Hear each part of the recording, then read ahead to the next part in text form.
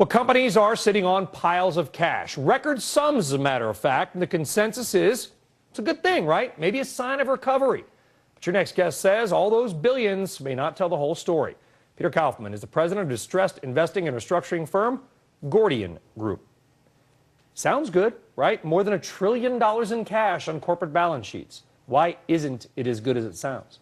Well, let's start with why it's there. Right now, even companies that otherwise wouldn't be worthy of receiving new financing are being able to refinance because investors are reaching for yield because of the 0% financing the government's putting out, and they're reaching for yield with less credit-worthy companies. So there's been a record, almost a record amount of new financing on the debt markets this year, and companies do have relatively more cash on their books than they've had over the past couple of years. But a very small percentage of that cash has been used for operating purposes, general corporate purposes. Most of it is they're just refinancing old debt.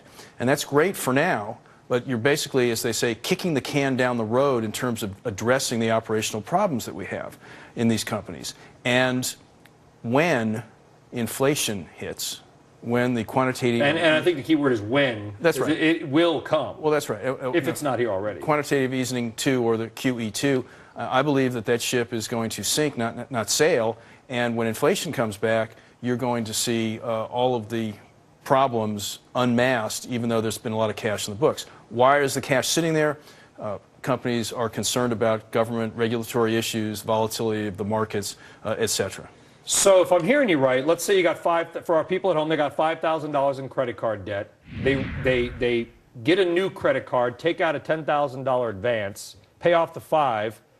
Now they're sitting on, effectively, a net $5,000 in cash, but their debt problem is actually larger down the road. Well, that's right. They're eventually going to have to pay that back. And when inflation comes, it's going to be much more expensive to pay that back. Look, we see this all the time in the financial restructuring world when companies aren't fessing up to their real issues, and they're trying to paper it over, amend and pretend. The government would love to see these things papered over for now. Look at commercial banks. I bet every one of your viewers around the corner from their house has a regional bank that has all sorts of real estate loan issues that the government is very happy to ignore for the time being. They're basically zombie banks in that sense. I would say 7 of 10 money managers that will come on this program and tell us why they're bullish on stocks will cite record amounts of corporate cash.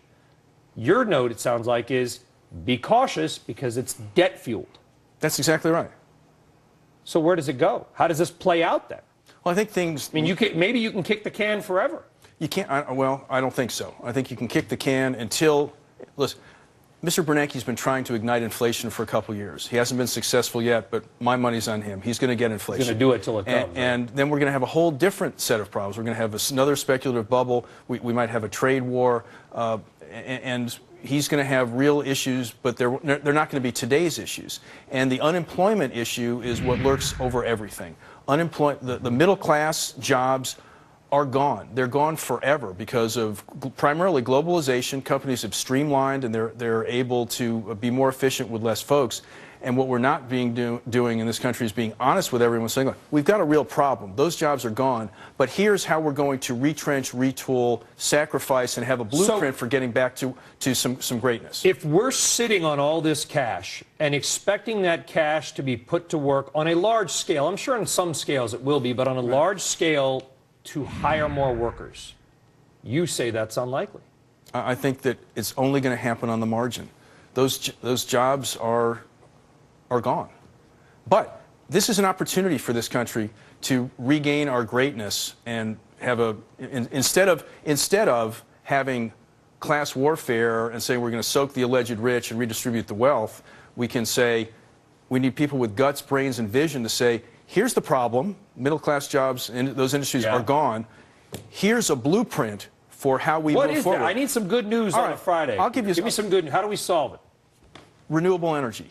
Let's own renewable energy. Let's take those clean and green jobs and technologies that China is starting to make hay with. Let's make that our national initiative. People will sacrifice for something where they're being led in a constructive direction. But right now, they're diddling around in Washington. There is no good direction. And they're talking about deficits and balancing budgets. That doesn't get to how do we replace the middle class jobs. And I know we can do it, but no one's got the brains, vision, and guts right now to talk squarely the American We people. got to leave it. You're in good company. Yesterday, Jim Woolsey, former director of the CIA, and Ted Turner both said renewables are the way we're going to add serious jobs. Peter Kaufman, thank you very much. You're welcome. Pleasure.